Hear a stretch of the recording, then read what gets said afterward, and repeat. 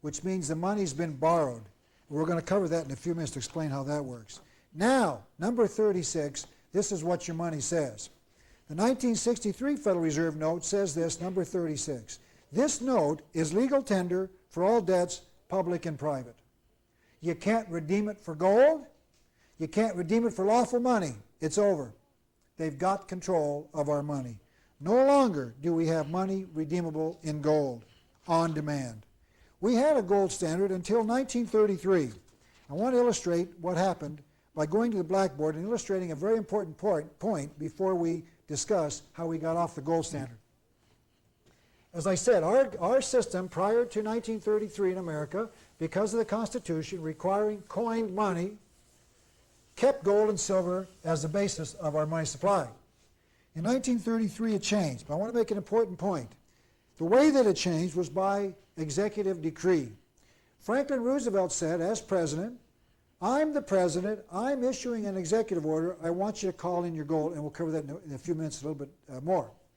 Let's cover this thing about why the president, or how he thought he could do such a thing. As you know, there are three branches of government. We've got the executive, and this is talking about the federal government now. We've got the legislative branch, and we've got the judicial. The purpose of the executive is to enforce the law. The purpose of the legislative branch is to make the law.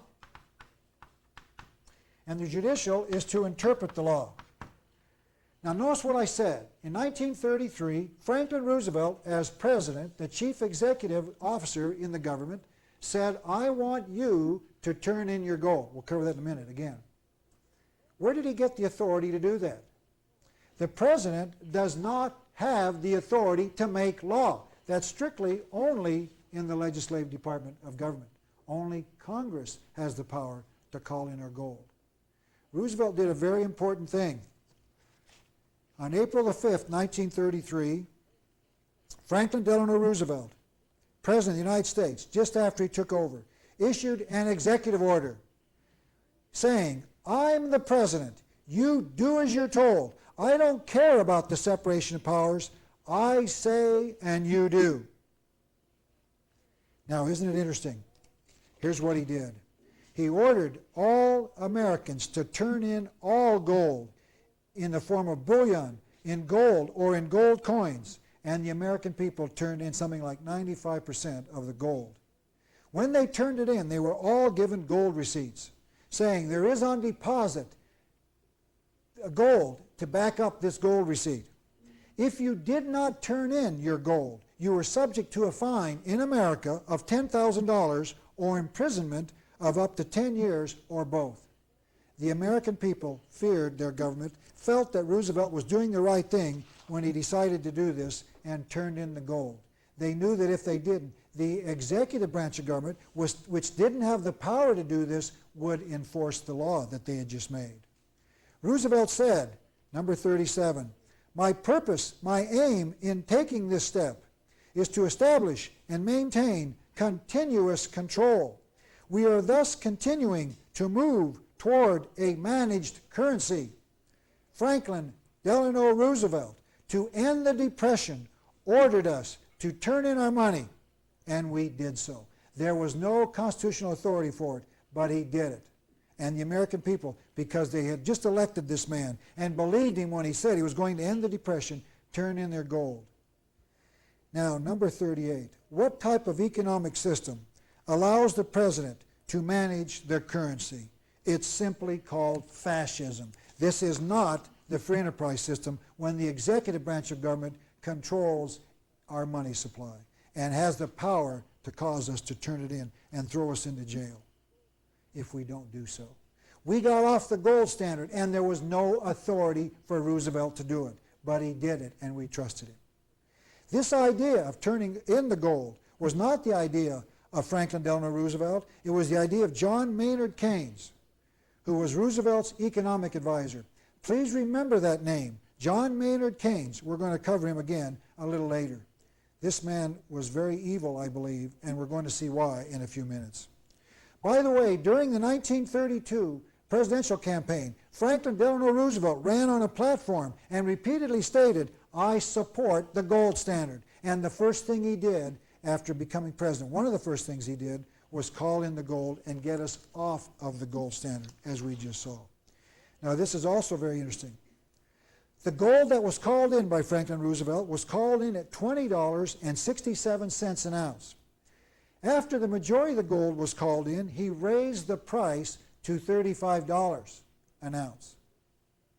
Anyone who knew that could take their gold outside the country and hold it for a matter of months and then bring it back and sell it to the government at a 75% profit. And much money was made by those who knew what Roosevelt was going to do. Incredible. We taxpayers paid people to turn in gold at a 75% profit overnight, and we did so. Congressman Lewis McFadden, who was chairman of the House Banking Committee at the time of the gold call-in, probably the most influential congressman of his day, an extremely important and interesting man, he figured it out, and he tried to expose this charade. Number 39. Congressman Lewis McFadden charged correctly that the seizure of gold was an operation run for the benefit of the international bankers. He was powerful enough to ruin the whole deal and was preparing to break the operation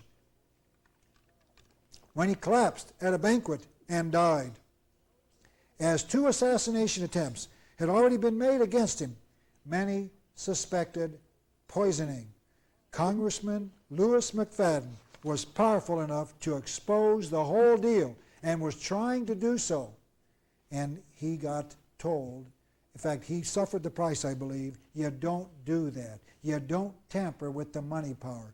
Those who made the 75% profit had much to gain by Roosevelt's action. They didn't want anyone exposing the deal. I also want to get into another way that people made profits under Franklin Roosevelt. I want to talk about a little paperback book called FDR, My Exploited Father-in-Law.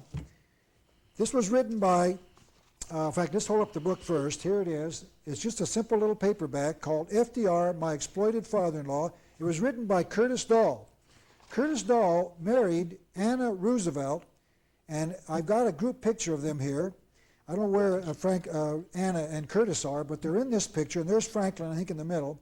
Curtis Dahl was married to Anna Roosevelt, the daughter of Franklin Roosevelt. So there they are together in a Christmas picture, I believe. I want to relate a story that Curtis Dahl told in his little paperback called FDR, My Exploited Father-in-Law. Roosevelt says that he was waiting to meet Roosevelt in January of 1933. I believe he was still, he'd just become president of the United States.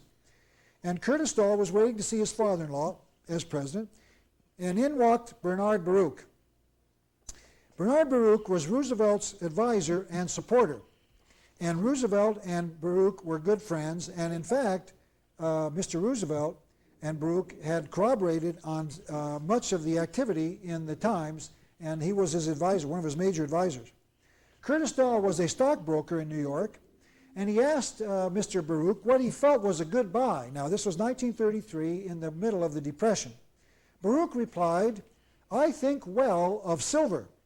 I own 5/16 of the world's visible supply of silver." Notice, Baruch said, "I own about 1/3 of the world's silver supply." He had bought much of it on a 10% margin, which means you only had to come up with 10% cash and borrowed the rest of the money. Now notice what's going to happen. A few months after that chance meeting between Curtis Dahl and Bernard Baruch, Congress authorized the U.S. Treasury to double the price it would pay for silver, quote, "to help our Western silver miners," unquote. Bernard Baruch took 1/3 of the world's silver supply, sold it to the government, and doubled his money. That's not too shabby, is it? What's wrong with that? Making a little profit, that's the free enterprise system, isn't it? No, we taxpayers got nailed. We had to pay, and we doubled Mr. Baruch's profit. He made a doubling of his money in a matter of months. Now, in May of 1974, we Americans were finally authorized to own gold again. Roosevelt took us off the gold standard and, in fact, made it illegal to own gold except as in the form of a coin collection or in the jewelry, or dentists can use it, of course. But in 1974, we can now own gold. But unfortunately, it's still not behind our money. It's still not backing our currency. Now, I want to mention this. This is kind of interesting. A few years ago, I saw this article, or an article rather, in the, I think it was Time magazine, and I discovered that the price of gold internationally is not set by the actions of the buyer and the seller, determining what they individually or collectively want to set the price at when they negotiate the price. Let's go to this article. It came out, I think it was Time magazine, about 2 or 3 years ago, number 40. As it has been since 1919, the worldwide price of gold has been set by 5 of Britain's leading dealers in bullion. They meet in the offices of N.M. Rothschild and Sons and agree upon a price. So here we have 5 people setting the worldwide price of gold every morning or twice a day, and that's the price we buy and sell gold at. So we don't determine what the gold price is, someone else does. Isn't that interesting? Now that we can own gold, it surely belongs to us, doesn't it? Because we bought it. I want you to understand, if you own gold, it does not belong to you. Don't forget, fascism is an economic system where the factors of production are controlled by someone else, even though you own them. Let's read this part of the Federal Reserve Act, 12 U.S.C. 248N it's called. In 1913, our government passed this as an act, and in that act it says this, number 41. Whenever in the judgment of the Secretary of the Treasury such action is necessary to protect the currency system of the United States, the Secretary, in his discretion, may require, notice the word require, any or all individuals to pay and deliver to the Treasurer of the United States any or all gold coins, gold bullion, and gold certificates owned by such individuals. You think you own your gold? You might, but the title is in the hands of the Treasury. You will turn in your gold when ordered to do so. It doesn't belong to us, even though we got it back in 1974. What if you don't want to turn your gold in as required? Guess who goes to jail? The person that believes he owns his own gold. Isn't that strange? We've lost the gold standard in this country, and now our gold is no longer being owned by us. It's owned by the Treasury Department. It's controlled by them. We might own it. I want to talk about hyperinflation, and I wanted to illustrate that with a very corny joke. I think it's kind of interesting. In 1987, a man dies of an incurable disease, but before he dies, he arranges with the doctor to freeze his body so that he'll wake up when there's a cure found for the disease he died of.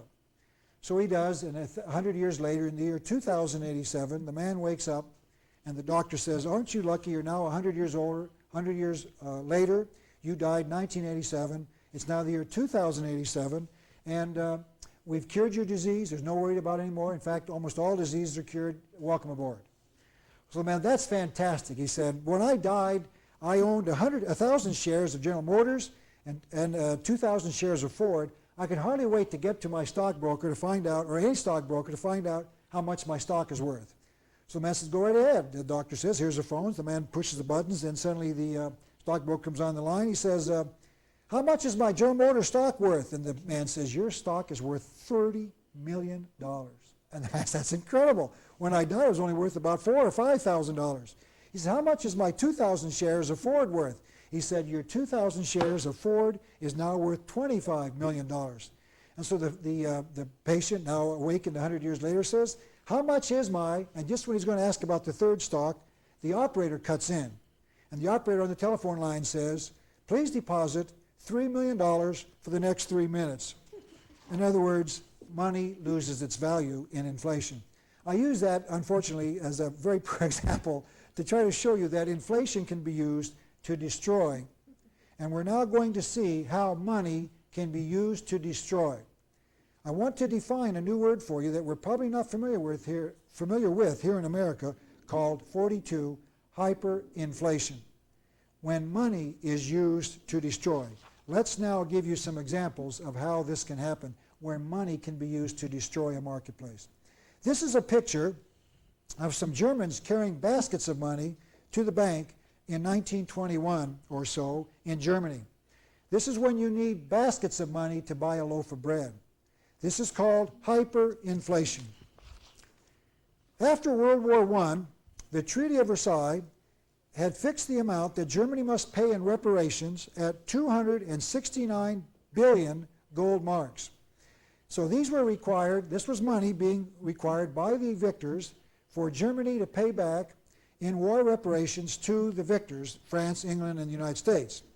Germany figured it out. They didn't have enough money to do that. So Germany, between 1920 and 1923, turned to the printing press to pay back their reparations. The victor says, you pay? They said, okay, we will. In 3 years, the German Reichsbank had issued number 43 over 92.8 quintillion paper marks. Now I put that on the screen here to show you how many zeros there are. There are 17. And also, if someone has told me that quintillion means more than it does in American, I don't know. But even if it is, think of how many more zeros that means. That's how much marks, how many marks they printed in 3 years. That's a bundle. What did that do to prices in Germany between 1920 and 1923? Here's only one example to show you. Number 44. In Germany in 1918, a pound of butter could be bought for 3 marks. Just 5 years later, 1 pound of butter costs 6, and I don't even know how to count that. There's 3, 6, 9, 12 zeros. That's called hyperinflation, when money loses its value, when money is used to destroy. Now today we have the media and the economics professors explaining that the reason the price of butter went up so high was because there was a shortage of butter. It certainly wasn't caused by an increase in money supply, and that's what's being taught even today in our colleges all over the United States. The reason the value went up, or the price went up, was because there was a shortage after the war. And when you ask them, wait a minute, what about this incredible increase in the money supply? They say, oh, that was intended to curb employment, to increase employment. See, it wasn't to cause inflation. What was the purpose of that hyperinflation? I believe there were two. Two very, very important reasons for the hyperinflation. Number 45. Number one purpose was to bring to power Adolf Hitler. I'll explain how that worked in a few minutes. And number two was to destroy the middle class. The purpose of this hyperinflation was to do two things: allow an Adolf Hitler to come to power, and two, to destroy the middle class. Let's go to number 46.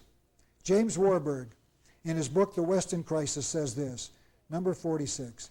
It is extremely doubtful whether Hitler would ever have come to power in Germany had not the inflation of the German currency first destroyed the middle class. Number 47, Ludwig von Mises said this: inflation is an instrument of destruction. If not stopped very soon, it destroys the market entirely. Inflationism cannot last. It must lead to a complete breakdown. It is a tool of people who do not care a whit for the nation and its civilization. Hyperinflation, when money is used to destroy the marketplace and to do two things: to destroy the value of money and to destroy the middle class. We'll explain why in a few more minutes. I want to now get into why or how the government creates debt. I want to go to the blackboard and try to illustrate to you how our government creates debt and how money works against us, and it even destroys the marketplace in America. When you read your newspapers every day, you know that our current president, it doesn't matter, by the way, I'm going to use Reagan because he's the current president, but it doesn't matter, all presidents use this tactic. Reagan gets his Office of the Budget together and says, how much money do we want to spend next year? And I'm going to round these figures off just to make it easy. Let's say they want to spend $1 trillion or $1,000 billion, let's just say. We're going to keep these figures rounded just to make the point, make it simple. Okay, he totals up all the expenditure requests from all over the government, and they all say we're going to spend a total of $1 billion or $1 trillion. Then Reagan has his Office of the Management of Budget say how much money are we going to take in taxes during that period. And let's just say that we're going to, should put down here income. Let's just, for the sake of argument, say $800 billion. And Reagan says, wait a minute, we're short $200 billion. Wait a minute. If we're only going to take in $800 billion, we're going to spend $100 billion, we're obviously, or $1,000 billion, We're obviously $200 billion short. That's called a deficit. What am I going to do? So Reagan now has 4 tools to make up this $200 shortage. Just like us, when we discover we've got a shortage in our monthly expenditures, we have a problem. In this case, our government has a deficit of $200 billion. There are 4 ways that Reagan can raise the money for that deficit. Number 48. The first way he can do this is to tax the American people. You people want the services, you got to pay for them. That's number 1. Now let's ask the questions, the 3 questions. Does taxing cause inflation? No, because it does not increase the money supply. Does taxing cause government debt? No, because government does not borrow the money. We might have to a little bit, but we borrow from the banks. We take money, existing money, and borrow it. Does taxing cause interest payments by the government? No. So here we've got taxation not causing debt, not causing inflation, and not causing interest. If you want the services, you've got to pay for them. There's a problem with this, however. It's not very popular. People don't like taxes. So Reagan says, I'm not going to tax the American people, and we know that's what's in the news today. So Reagan says, okay, let's look at example, or method number 2. Number 49. Let's print the money, but don't borrow it. That's another way we could do it. This is called fiat money. You just print it and issue it. Does fiat money cause inflation? Yes, it's just printed. It's an increase in the money supply. Does it cause debt to the government? No, the government doesn't borrow the money. Does it cause interest payments by the government? No, because it's not borrowed. So here we have printed money causing inflation, but not debt and interest. It just simply, the government turns on the printing presses and prints the paper money and pays the $200 billion out into the public. Number 50, there's a third way the government can do this. It can sell bonds to the public. During World War II, movie actors and actresses ran around the country urging the American people to buy government bonds. And in fact, even today, we hear advertisements on television, buy bonds. So we're going to sell bonds to the public. Does that cause inflation? No, because the people, we don't increase the money supply. All we do is take existing money to buy bonds. Does it cause government debt? Yes, because we're borrowing the money. We got to pay it back, so it's debt, long-term debt. Does it cause interest? Yes, because people, when we do that, want money, interest money, for their government payments. Now, so here we've got the third method of selling bonds to the public, not causing inflation. It does cause debt, and it does cause interest. So Reagan says, well, do I have any other options? Yes. Reagan says, gee, I remember once when I had to borrow money for a car, I borrowed it from a bank. Do I have that as an option? He said, yes. Number 51, we can borrow from the government's bank, the Federal Reserve. Oh, I see. We have a fourth option. We don't have to tax. We don't have to print the paper money and just loan it out or just spend it. We don't have to borrow money from people. We can borrow from the nation's bank, the Federal Reserve, number 51. Does borrowing from the Federal Reserve cause inflation? Yes, and I'll show you how that works in a minute. Yes, because it increases the money supply. Does it cause debt? Yes, because we have to pay it back, just like all of us pay back our car loans. Do we have to pay interest to those we borrowed the money from? Yes. We have to pay interest for the privilege of borrowing the money from the Federal Reserve. Notice, that's very interesting. Number 4, borrowing from the Federal Reserve is the worst possible method for the people. It causes inflation, it costs money, payment in debt, and it causes interest payments back. It's the best possible method for the banks, the Federal Reserve banks. Yet all presidents, almost inevitably, almost exclusively, choose the borrowing method.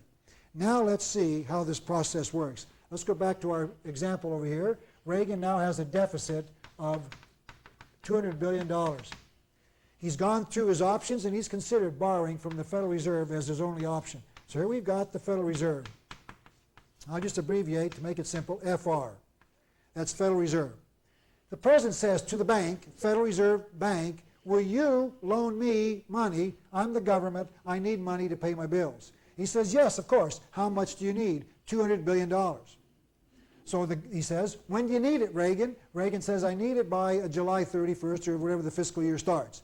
Okay, it's now May. Wait, we'll have it for you. So the Federal Reserve now calls the Department of the Treasury,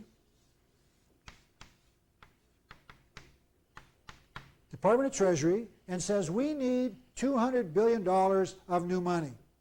Notice, they're not going to loan out the money. They don't have it. They're going to print it from the Department of Treasury. Notice the Department of Treasury says, gee, we're federal. You're federal. Since you're Federal Reserve, we'll print your money. So they print it. I'll just draw it this way. This is my symbol for the printing press. Paper comes in, and out comes dollars.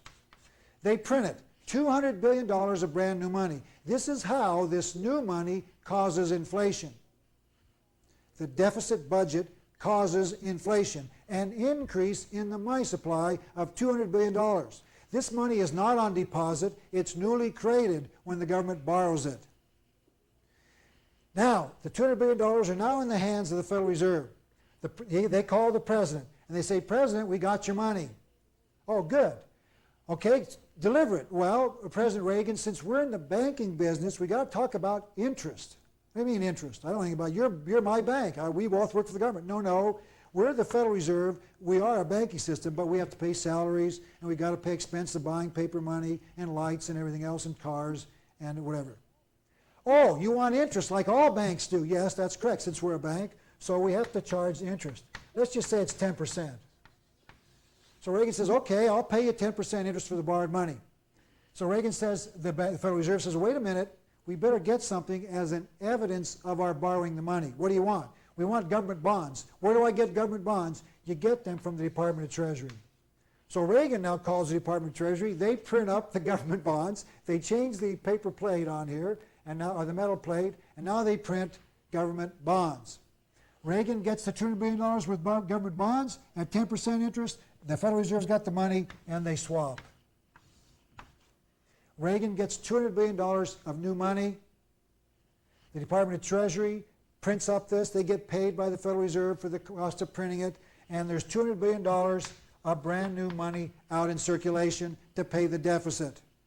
This causes inflation.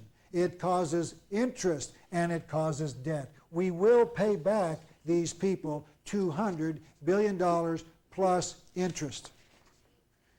One last thing you've got to remember, the money was printed out of nothing. There was no money until the Federal Reserve printed it. Now we've been warned, and from the past, the Bible says this, number 52, Proverbs 22:7, the borrower is servant to the lender. Don't borrow, it makes you a servant. The lender is the master, the borrower is the servant. And number 53, Romans 13:8, owe no man anything. Now look at this. This is our national debt. In 1988, it's projected it's going to be $2.8 billion, I believe. I think the president just signed a new increase in the national debt limit. In 1940, it was $43 billion. Notice on this graph what's happened to our national debt. We have printed trillions of dollars. We've borrowed them from the Federal Reserve, and we're going to pay back interest. Now look at this next table. Here we have the national interest payments to these bankers, and notice what's happened to the increase in interest payments. This is very, very expensive.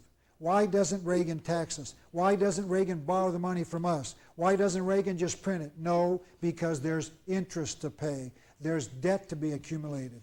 Our national debt is monstrous today. Number 54. Thomas Jefferson, first of all, here's a picture of him. I want you to see what this man looked like. He tried to warn us, one of our founding fathers. Number 54. To preserve our independence, we must not let our leaders load us with perpetual debt. We must make our election between economy and liberty, or profusion and servitude. The choice is liberty or servitude. We have bought the latter. We are now the slaves of those we borrowed the money from. We are no longer free. We will pay back the national debt. We will pay the interest on that national debt. It's exorbitant, as we're going to see every year. Every day we're paying money for the privilege of carrying our own money. Let's start now. We're running out of time, but let's start our definitions of monopoly, and then we'll just break when it's time. Let's go to number 55. These are some more economic definitions. Let's go to monopoly and look at this dictionary definition. Number 55. A monopoly is a condition where there's only one seller in a marketplace. There are two types of monopolies, a natural monopoly and a coercive monopoly.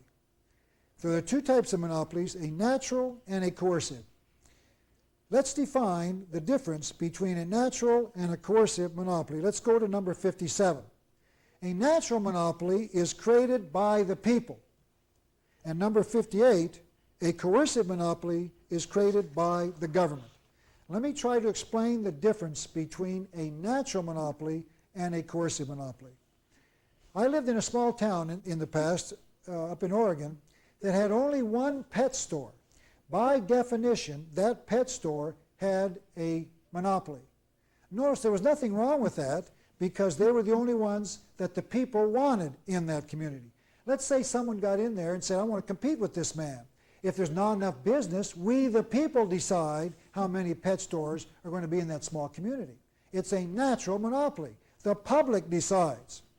Let's just say the guy decides to charge exorbitant prices for the dogs that he sells.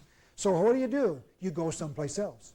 Or someone comes in to compete. There's no restrictions. There's nothing wrong with a natural monopoly. It's a perfectly normal state of affairs. There's only the need for one pet store. There in Tucson where I live, there's only one bus company. I don't remember the name of it, SunTram or something like that. It charges whatever it wants to because it was created by government. If we wanted to compete with SunTram, we couldn't do so because the city has decided only one bus system can serve the commuting needs of the people in Tucson. It's called a coercive monopoly. Now, if you want to own the single bus company in any city, what you do is you get government to grant you a coercive monopoly. And then you can charge, with the cooperation of the government, whatever you jolly well want. Isn't that interesting? So there's two types of monopoly, a legal monopoly, a coercive monopoly, and a natural monopoly, one that's created by the public.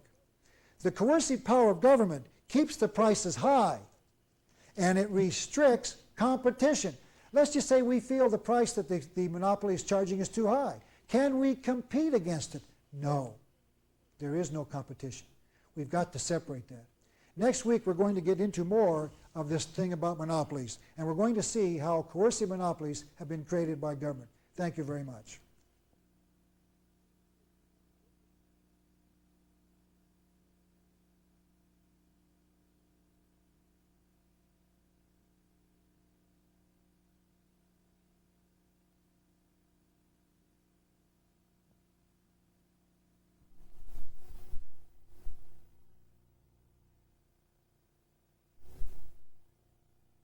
And they murdered 60 to 80 million in China to give the Chinese the New World Order called communism.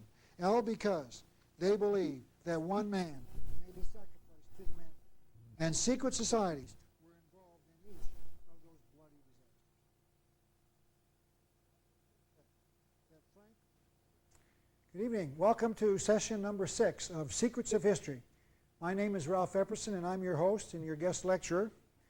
My intent will be to explore the conspiratorial view of history. I'm an historian who's been researching history for 24 years. And 2 years ago, I published my first and only book entitled The Unseen Hand, An Introduction to the Conspiratorial View of History. It's my intent to prove in this series of lectures, consisting of 24 hours of lectures, that a conspiracy has been working in our midst and planning the major events of the past. We've been currently studying such economic terms as republic and democracy and monopoly and capitalism, etc., communism. Last week we discovered the difference between inflation and money, inflation and deflation. We talked about money and the gold standard. We talked about the the need to get on a gold standard. We talked about coin clipping, and we talked about how our founding fathers tried very wisely to give us a gold and silver coin basis, and how we lost that in 1933 when President Roosevelt, called in our gold without constitutional authority. He did it under an executive order without any authority in the Constitution to do so, and the American people listened and did so. We ended last week on defining the difference between a natural monopoly and a coercive monopoly. Let me just briefly remind you of the difference. If you have not heard these two terms before, let's define the natural monopoly as one created by the people. One seller in a marketplace. The people decide how many pet stores will be in a town. They do so by their buying habits. That's a true democratic form. The people say, we want one pet store in our town, and so they don't let competitors come in because there's no business for them. A coercive monopoly is one created by government. They are the only supplier of the need or the service or the business, whatever it is. And here in Tucson, we have a coercive monopoly in our bus system. Our bus system is the only one allowed to sell its services on the streets of the city, and if you wanted to compete with them, government would force you off the streets, and the power of government would be used to restrict competition. It is a coercive monopoly, one created by government. I want to now define a monopolistic capitalistic system. Number 59. A monopolistic capitalistic system is one where the factors of production are owned and controlled by coercive monopolies. Once again, a coercive monopoly is one created by government. So here we have a system where the factors of production, the capital goods, are not owned by the individuals, they're not controlled by the individuals, they're owned and controlled by coercive monopolies created by government. This is called monopolistic capitalism. In the free enterprise system, here in America, individuals own and control the factors of goods, the factors of production, the capital goods, the railroads, the factories, etc. Under a monopolistic capitalistic system, the state does, or in fact, in truth, individuals do who have been granted exclusive monopolistic right by the state or the government.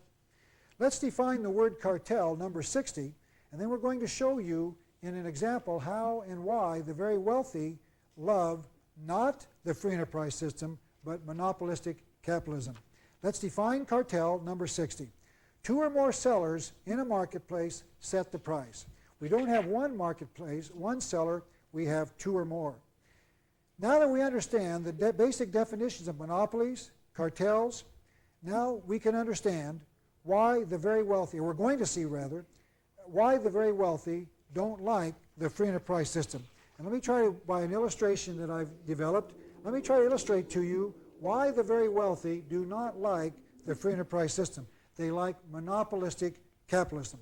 I want to use the example of the oil industry in my illustration of why the very wealthy, for a very important reason, and we'll show you why in a minute when we get into it a little more in depth.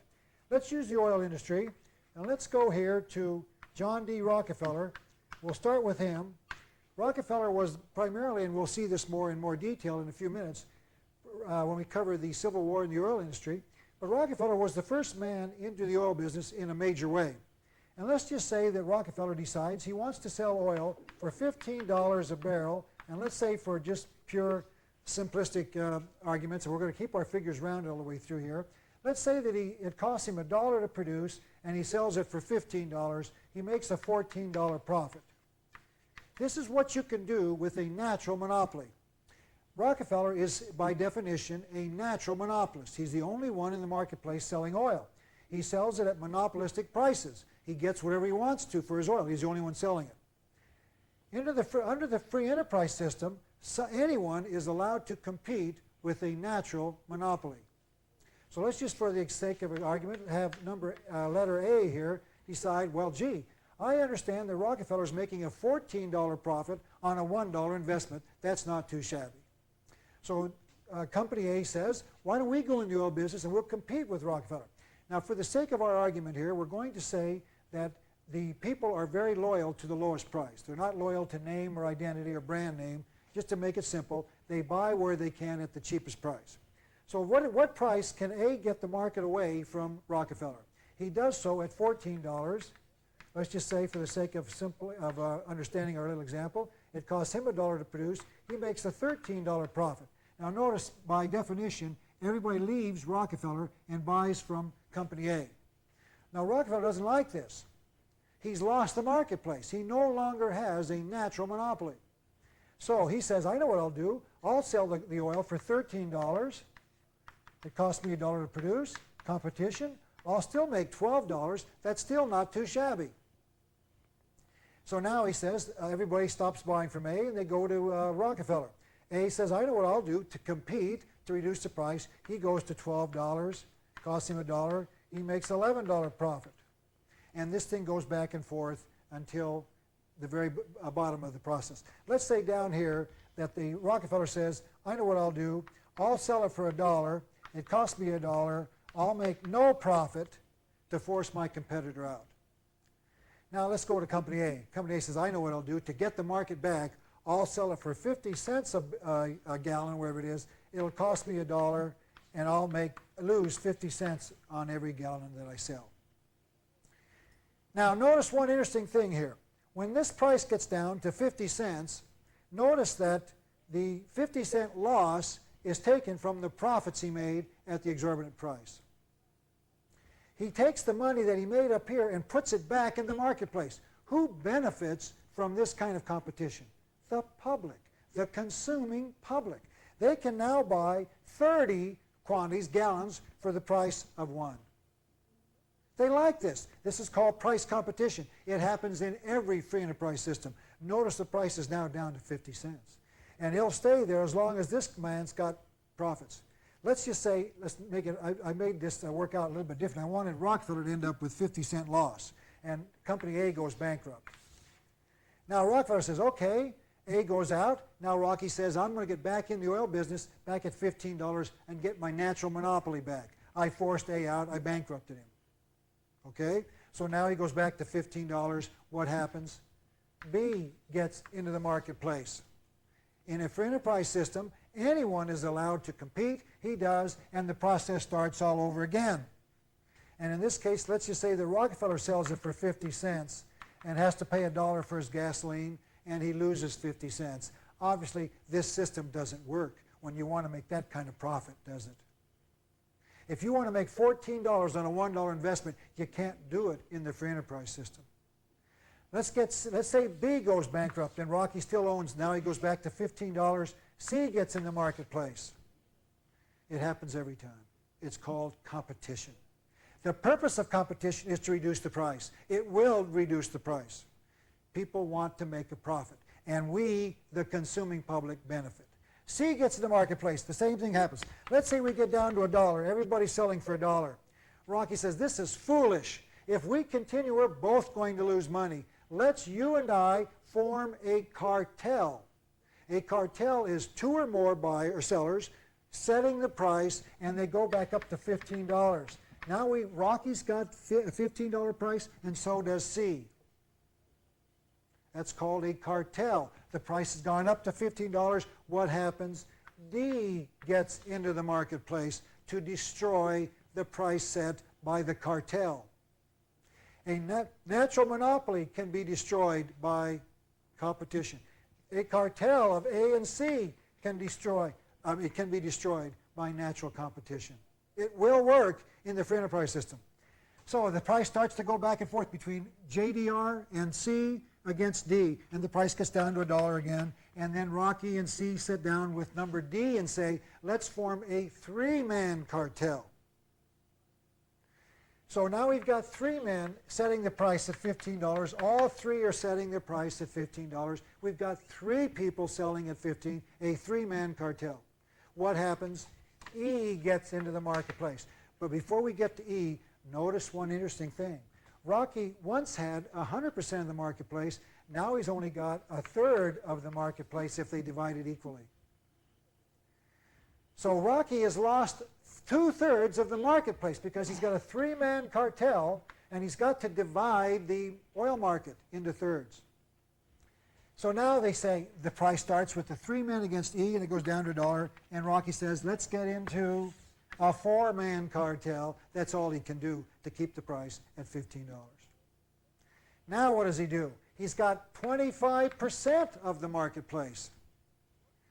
He sits down one night and says, this isn't working. The free enterprise system doesn't let me control the marketplace. I know what I'm going to do. I'll get a coercive monopoly. I'll go to government, and they will say only one person can sell in the marketplace, and that person is the man that buys the government. And Rocky and the other capitalists of the day discovered a very important truth. This is the way to keep A out of the marketplace, B, C, D, E, and everybody else. Government creates a coercive monopoly when it says only one controller of the marketplace, and that's how government and the wealthy got together. Can you see how it works? The free enterprise system will always reduce prices. It will always destroy cartels when it's allowed to without government. Number 61, let's look at some quotes to see how this process works. These are the rules of big business. Get a monopoly. Let society work for you. The best business is politics. For a legislative grant, franchise, subsidy, or tax exemption is worth more than a Kimberley or Comstock load. By the way, those are gold mines. Since it does not require any labor for its exploitation. Number 62, John D. Rockefeller. Here's a picture of him. This is what he looked like when he was in the process of making billions of dollars through coercive monopolies. Number 62, old John D. Rockefeller and his 19th century fellow capitalists were convinced of one absolute truth, that no great monetary wealth could be accumulated under the rules of the free enterprise system. The only sure road to the acquisition of massive wealth was a monopoly. Drive out your competitors, reduce competition, eliminate free enterprise, and above all, number 63, get state protection for your industry through politicians and government regulations. This last avenue yields a huge monopoly, and a legal monopoly always leads to wealth. The free enterprise system is not the favorite of the very wealthy. They can't make exorbitant profits. They've got to go to the marketplace only when they are the only and sole exclusive seller of the product. It's called monopolistic capitalism, where the capital goods are owned by monopolies. Rockefeller said, number 64, competition is a sin. A sin is a moral issue. Deciding what is right and wrong is the function of our churches. Our monopolistic capitalists today fund the liberal schools of theology that teach that it is wrong to make a profit. They say that Jesus was a communist, a socialist. He was against profit. That's not true. Anyone who fairly reads the Bible will discover that Christ was a capitalist who favored the free enterprise system. But our our theology schools today are teaching almost universally that it is a sin to make a profit. That's because Rockefeller said it was wrong, because Rockefeller wanted monopolistic capitalism. Number 65, what is the world's greatest monopolistic capitalistic system? It is purely, simply, and inexorably communism.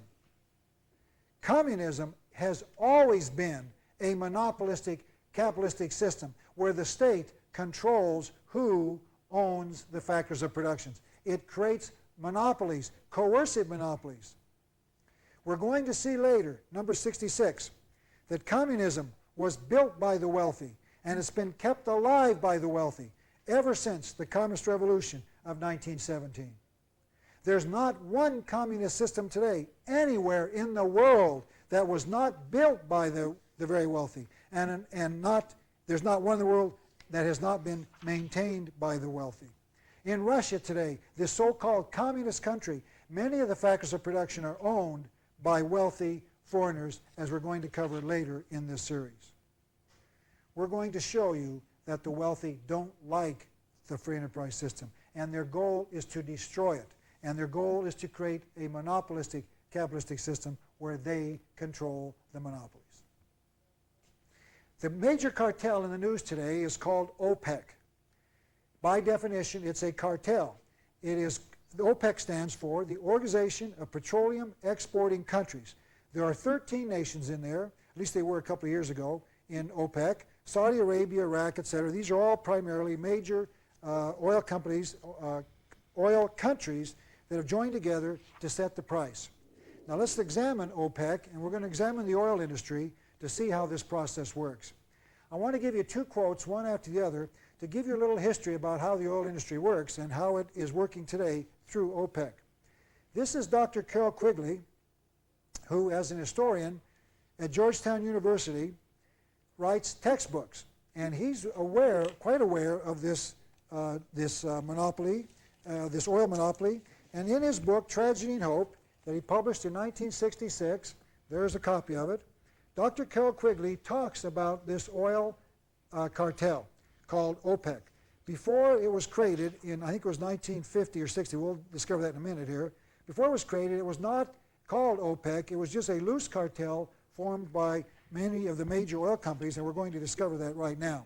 Number 67 will give us a quote from Dr. Quigley's book about this cartel in the oil industry. Number 67.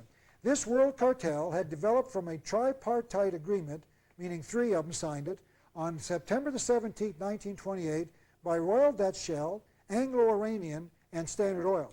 These agreed to maintain oil prices on the world market by charging an agreed fixed price plus freight costs, and to store surplus oil, which might weaken the fixed price level.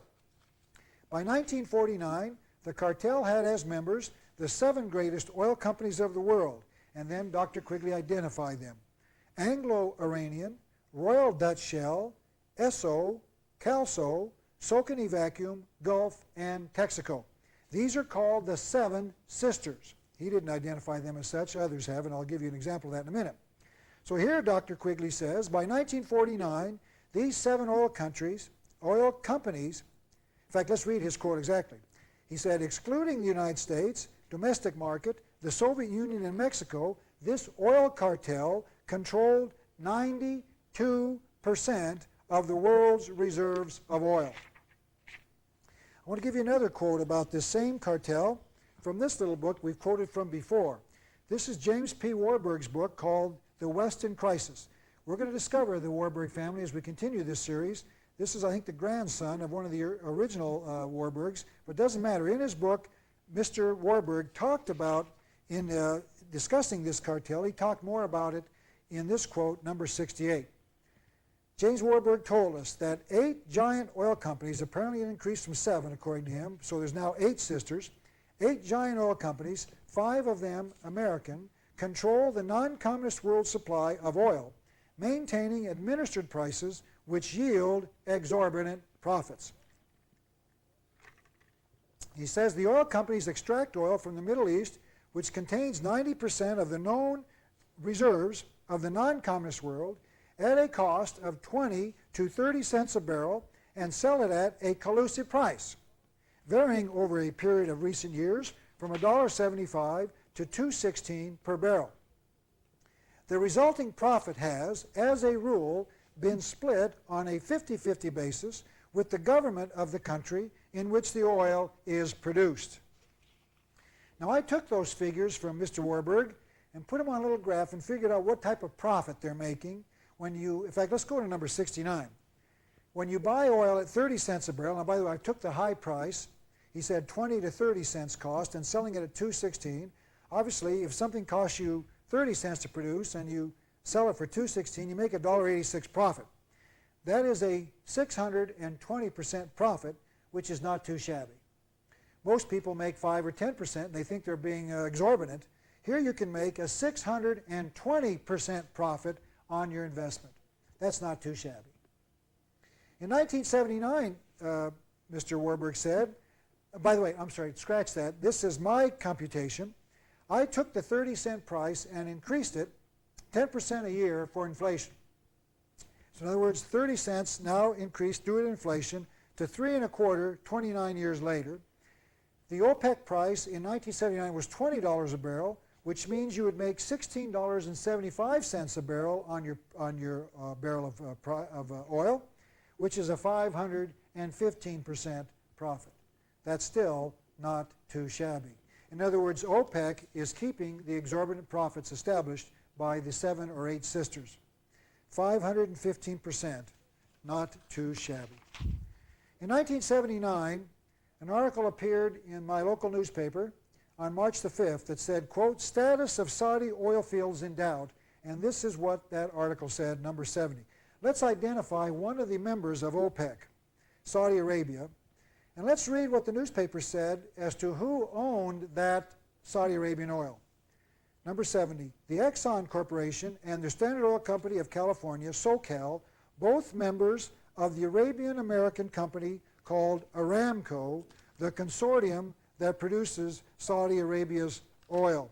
Now, we've been told that Saudi Arabia is a nation inside OPEC, and that when the Saudi Arabian sheikh stands up, he speaks for the nation of Saudi Arabia. When he sets these OPEC prices, we've been told, he does so before his nation. And here we have an article saying he speaks for Exxon and Standard Oil of California because they produce the oil. Notice they haven't given up their oil in these OPEC nations. The cartel that was created in 1923 still owns OPEC. According to this book, called The Seven Sisters, Anthony Sampson says that 5 American oil companies own Iraq's oil. He said that 7 foreign companies own Iran's oil, and 2 foreign companies own Kuwait's oil. Who owns OPEC? The Arabians, the Venezuelans, the Saudi Arabians? No. American and foreign oil companies. In other words, it doesn't appear that the Seven Sisters released their control of 92% of the non-communist world's oil. They still own it. But we blame OPEC, don't we, when they raise the prices. And they meet in these conferences and they arbitrarily raise prices, and we think those dirty, rotten cartelists. And we get upset and scream and argue and get angry and stand in long lines when we have to buy gasoline when there's a shortage caused by OPEC. And we blame the Arabians, and we blame the Venezuelans and these other countries inside OPEC. And we don't have to at all. We have to blame the Seven Sisters who own 92% of the non-communist world's oil. Let's summarize with this quote from this author, Carl Solberg, in his book entitled Oil Power. This is another book on the Seven Sisters, and in here he quotes number 71. Oil has elected our presidents, swayed our foreign policy, and legislated our morality. Oh no, you would say, Ralph, I know this is a democracy where we, the people, sway our elected officials and change our morality. No, Mr. Solberg says that's not correct. You might remember this little document. We've covered this once before.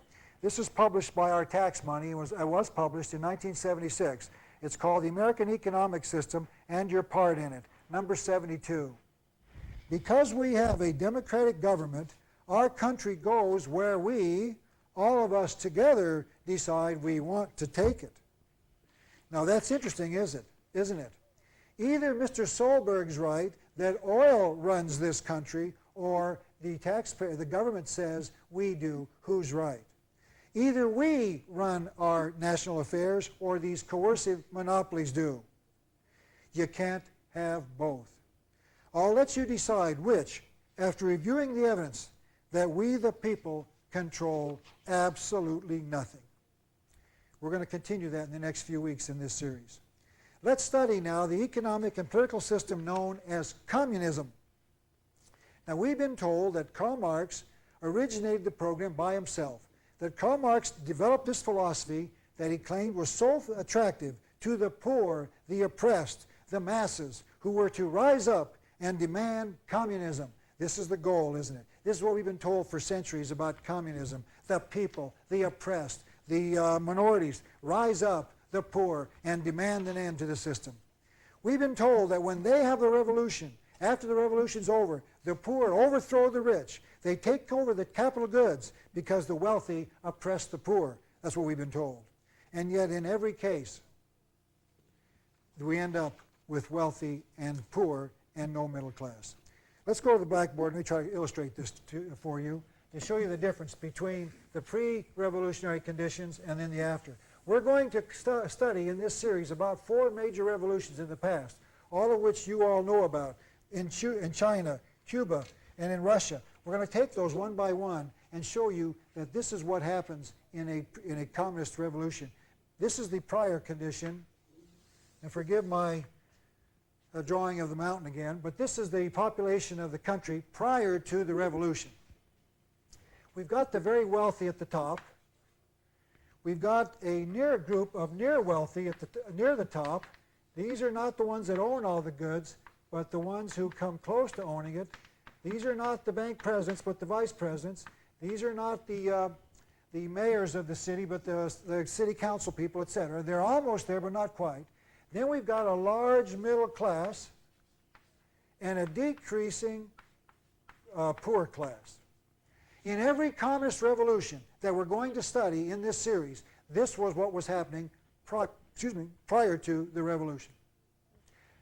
Small wealthy class, a small class of near wealthy, a large middle class, and a decreasing amount of poor. People are getting out of the poor, moving to the middle class. So now we have this thing called communism come in to overthrow the wealthy and destroy and to eliminate the poor. And then after the revolution settled, we find some very strange things. The middle class has been destroyed altogether. In every communist revolution we're going to study, that was the subject of the revolution. Destroy the middle class. We're going to prove that in the next few weeks of lectures. We're going to see that the poor increases in number. Many from the middle class go down. We're going to see that the wealthy are eliminated, but the near wealthy take over. The people that create the revolution are the people almost at the top. And we're going to see, after every revolution of communism worldwide for centuries has always been to destroy the middle class and end up with a two-class system, the very wealthy and the very poor. China, Russia, Cuba, Nicaragua, Iran, around the world, every communist revolution destroys the middle class, increases the poor, and gives the power to those who almost had it before, the people who created the revolution. In every case. That's not what we're told, Ralph. I know, I studied. I learned that the poor take over and they... No, that's not true. Who's behind the revolution? The people, the near powerful, and they use secret societies, as we're going to see. I want to introduce you to Somerset Maugham, an English novelist.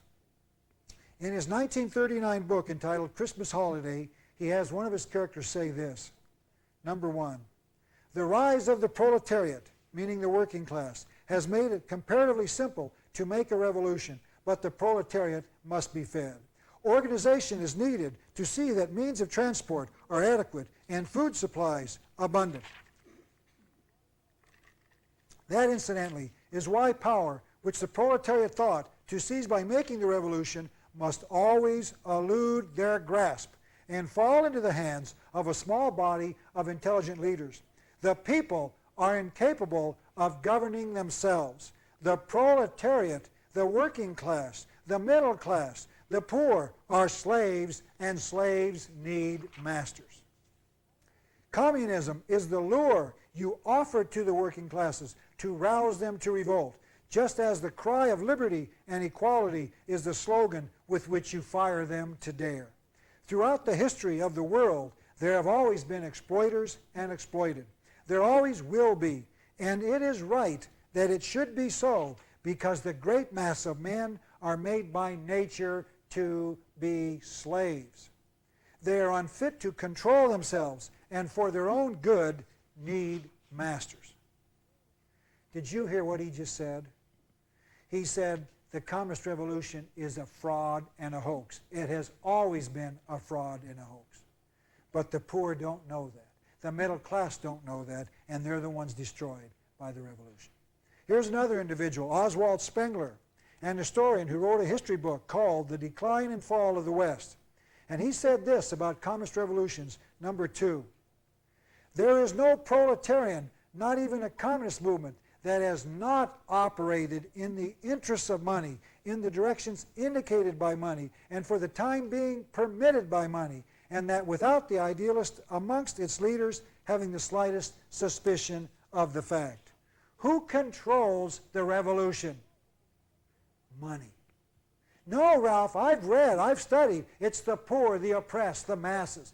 That is not true. I'm going to show you that in at least 3 examples of communist, so-called communist revolutions around the world. In 1980, Communist Party President, Vice President candidates Gus Hall and Angela Davis said, "Are you fed up with old party politicians who serve big business?" That was their party platform, their slogan. In other words, we're out to destroy big business, the Communist Party. I've got a question for Angela Davis and Gus Hall. Is it possible that communism is controlled by the very wealthy that they claim to be in opposition to? And I'm going to show you that it is even today. This is Dr. Bella Dodd. She was a member of the National Committee of the Communist Party. And she said that our committee would often meet, and every time we reached a logjam where we couldn't decide, one of our members would leave our meeting, the National Committee of the Communist Party, and they would go to the Waldorf Towers. Now, the Waldorf Towers is where the wealthy lived in New York. And she said there somebody would make a decision, and then that person who went to the meeting, or to meet this person in the Waldorf Towers, would come back to the Communist Party National Committee and say, we're to take the following action, do yes or no, whatever it was. She said she often wondered who this individual was that had the power to set the strategy, the program for the Communist Party. She later discovered that it wasn't a communist at all.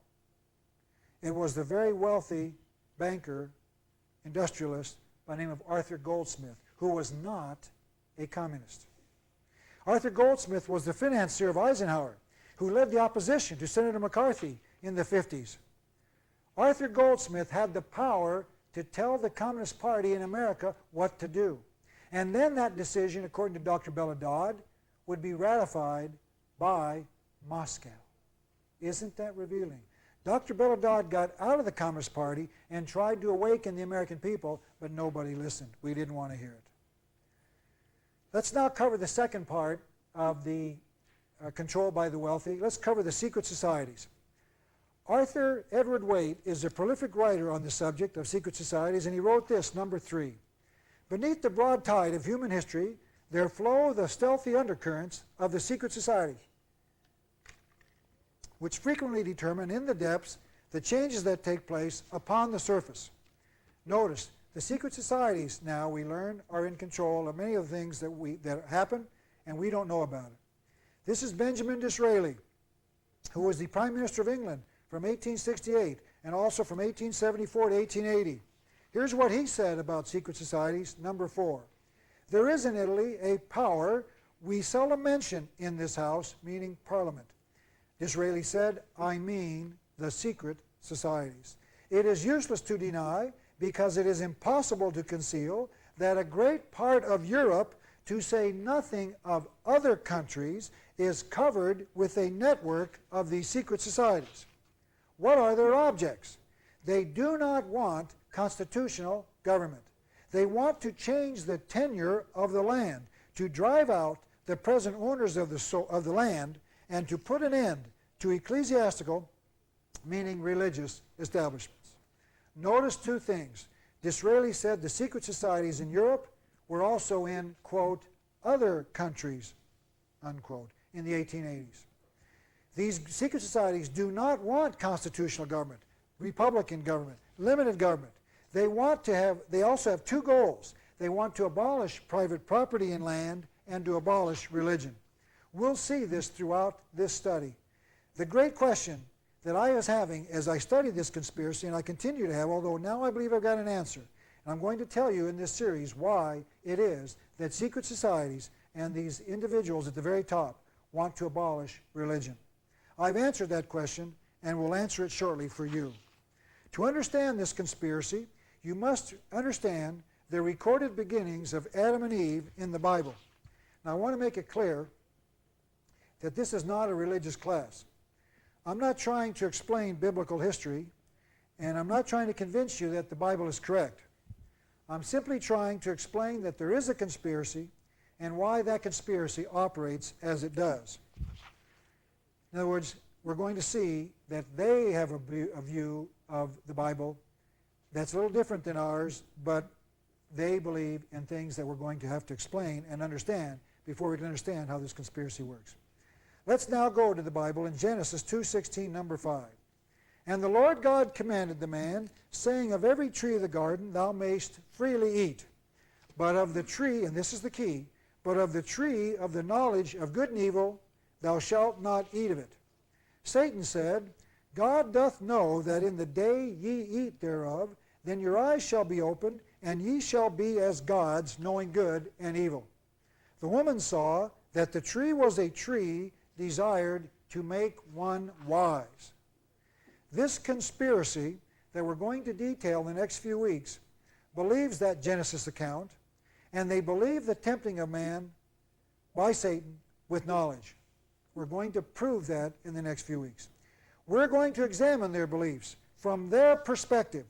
And once we understand their beliefs, recorded history will make some sense. Let's go back now to understand the Bible. Satan tempted man with reason. Man could decide for himself what was right and what was wrong. He didn't need God. He didn't need a belief in God. And he didn't need religion. Man's mind could determine his course of action. He could become all-knowing, quote, as gods, unquote. God teaches, thou shalt not steal, for instance. Man steals. God disapproves. Man is bad. That causes anxiety and conflict. The solution is to abolish the belief in God. Abolish religion. Abolish morality. Abolish right and wrong. And let every man decide for himself. And they shall be as gods. Now, you might not agree with that interpretation, but after 24 years of research, I can assure you, as I'm going to prove, that's what this conspiracy believes. We're going to see it time and time and time again. I want to bring all of this together into a secret organization called the Illuminati, founded by Adam Weishaupt on May the 1st, 1776. 3 years prior, in 1773, Adam Weishaupt became professor of canon law at Ingolstadt University in Bavaria, Germany. Now, why did Weishaupt form the Illuminati on May the 1st? Weishaupt, to my knowledge, never explained why. But I'll give you my theory as to why he did. And I think I'll try to prove that, but once again, I don't know for certain because Weishaupt never said. This is my theory. After Christianity spread through Europe, the Roman emperor started persecuting them, the Christians. It continued for about 250 years until about 305 AD. The greatest persecutor of all was the Roman Emperor Diocletian, and he was a Roman emperor from 284 to 305 AD. Number 6, an edict requiring uniformity of worship was issued in 303 AD. All Christians became outlaws. Their private possessions were taken from them, their assemblies were prohibited, their churches were torn down, and their sacred writings were destroyed. The victims of death and torture numbered into the tens, even hundreds of thousands. Diocletian abdicated on May the 1st, 305 AD, and persecution in the main stopped with that abdication. Is it possible that Weishaupt felt it was his task to resume the persecution of Christianity over 1,400 years later? Now, I don't know, because Weishaupt didn't say, but I believe it certainly would be consistent with what Weishaupt taught. Weishaupt wanted to destroy religion. Here's what Weishaupt taught, number 7. Weishaupt's philosophy said, man is not bad except as he is made so by arbitrary morality. He is bad because religion, the state, and bad examples pervert him. When at last reason becomes the religion of men, then will the problem be solved. Now, where have we heard that before? That is what the Bible said Lucifer Satan, the devil, offered man reason. Here's Weishaupt saying, we need reason to solve man's problems. Weishaupt worshipped the one who offered man reason, Lucifer, Satan, the devil. Number 8, Satan is the good God, according to this conspiracy, or the angel of light, who came to teach Eve the secret which was to make human beings like God. Number 9, the state of nature is the ideal state of man. It is the state in which he finds and keeps his perfection. That state has been destroyed by religion and society, by kings and priests. They have taken from man his primitive liberty and equality and have destroyed his fraternity. This conspiracy proposes then to return to man his original perfection. Weishaupt created the Illuminati strategy, and he put it into this one sentence from his writings. Number 10, behold our secret. If in order to destroy all Christianity, all religion, remember that the end justifies the means. That is the essence of this new philosophy of Adam Weishaupt. It's not new, it's satanic. His purpose was to destroy all Christianity, all religion. And he said any means to get to that goal is acceptable because the end justifies the means. Adam Weishaupt said, to destroy religion, use any tool you can think of. This school of thought has its own name. Number 11, it's called Gnosis, G-N-O-S-I-S. Gnosis is defined as a movement characterized by the central doctrine that emancipation came through knowledge, man's mind, the brain, this kind of thing. This is what it's all about. Let me try to illustrate this, if I may, the difference between the conspiracy's view of man and the biblical religious view. And if I may, I'd like to go to the blackboard, as I'm doing here, to erase it. And let me try to illustrate this, because what this difference is happening right today, and I think it'll make a great deal of sense. Here we have on one side Weishaupt's view, this conspiracy's view, and we'll put down over here God's view, or the basic religious view of man. Under Weishaupt's view, the man's problem is caused by the environment. Man is poor. He's unhappy. The solution, give him money. Over here, man is poor. He can be happy in his environment because he's recognized as a sinner. If he's unhappy because he can't steal, the problem is in his heart. Teach him not to steal. Over here, Marx says, the reason he's unhappy is because of his environment. Weishaupt says, not Marx.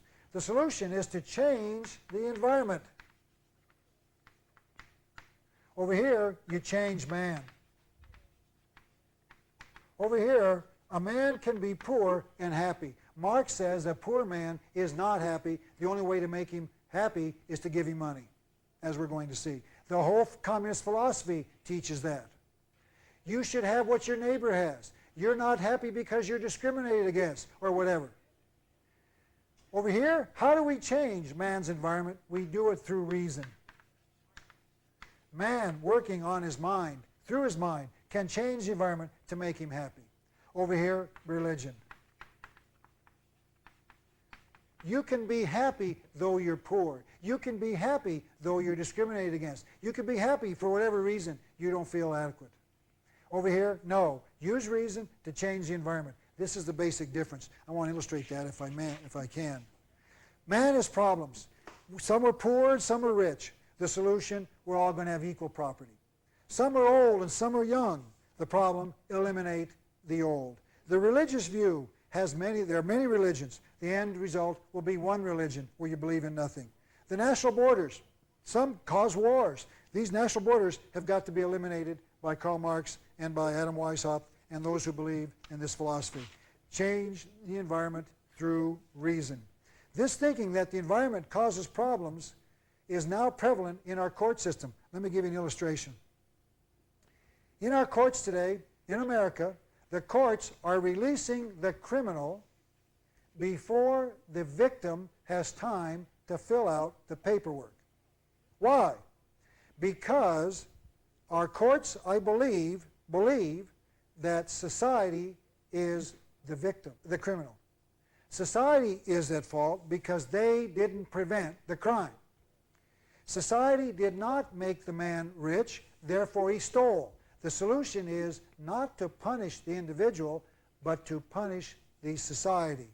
Do not punish the criminal, punish the society by releasing the criminal back into the society as punishment for its crime.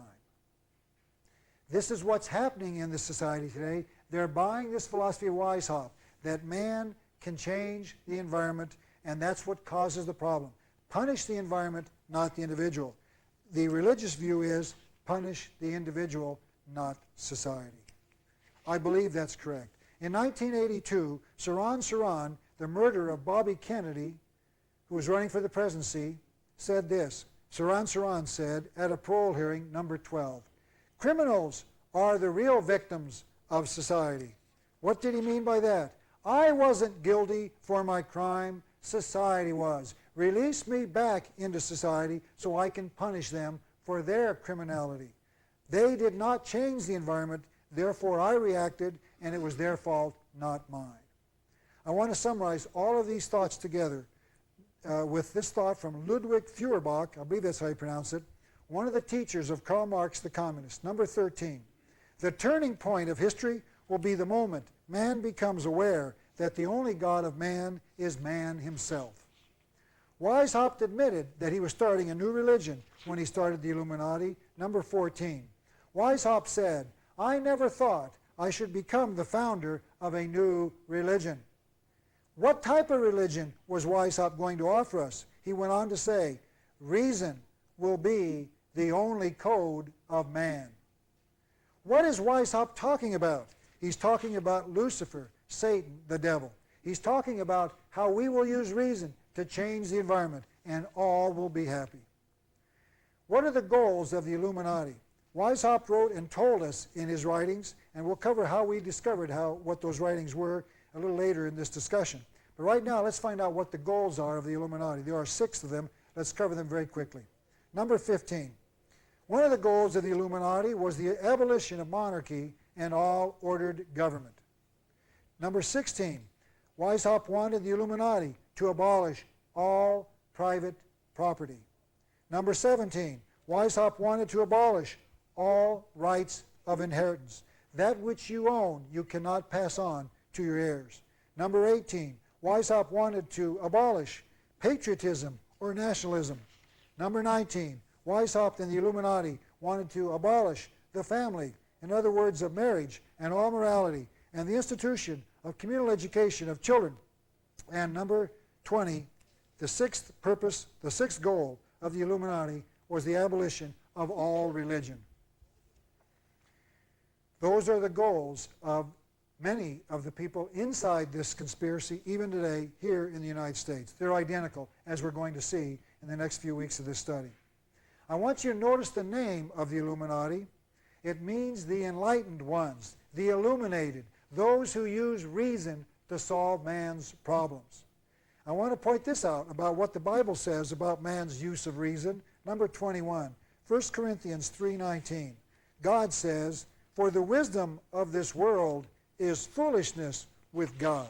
These thoughts that we're to abolish the family, nationalism, patriotism, the religious views of man, the right to private property, etc., are foolishness with God. And we're going to see that over and over again. Now, let's cover the next step in our process. Who owns this worldwide power? Who has the power to create this and give it to people? Number 22. This is once again from the Bible, Luke 4:5-7. The devil took Jesus to the mountaintop and said, taking him unto a high mountain, showed him unto him all the kingdoms of the world. And the devil said, All this power will I give thee, for that is delivered unto me, and to whomsoever I will give it. If thou therefore wilt worship me, all shall be thine. Who has the power of the kingdoms of the world? Satan. Who has the power to give it to others? Satan. What is the price? You must worship Lucifer, Satan, the devil. And if you do, what do you receive according to the Bible? All of the kingdoms of the world, the power of the world, the governments of the world can be yours if you worship Satan. Now, it doesn't matter whether Satan can offer all the kingdoms of the world to man or not. Some people believe he can, and that's why some people worship Lucifer, Satan, the devil. They want world power. They want world government. And I'm going to prove that to you as we study this in the next few weeks. Now, I want to explain. You might not believe in Satan, Lucifer, the devil, and I'm not trying to convince you that he does exist. I will, however, try to prove that this conspiracy believes that he does exist, and that he is the object, as we're going to see, of their worship. We're going to see that over and over and over again. People inside this conspiracy believe that Satan does exist and has the power to offer worldwide power to mankind. Now, what did Weishaupt offer his members? Number 23.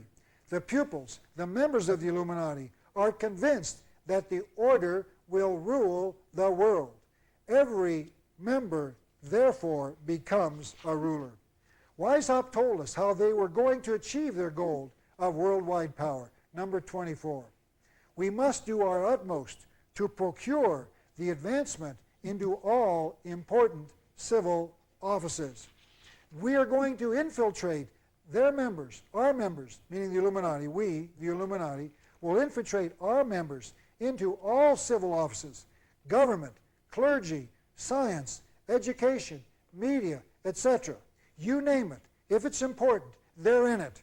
And we are going to see that in the next few weeks. The Illuminati is alive and well even today here in the United States. In 1777, Weishaupt joined the Masonic order, the Masons,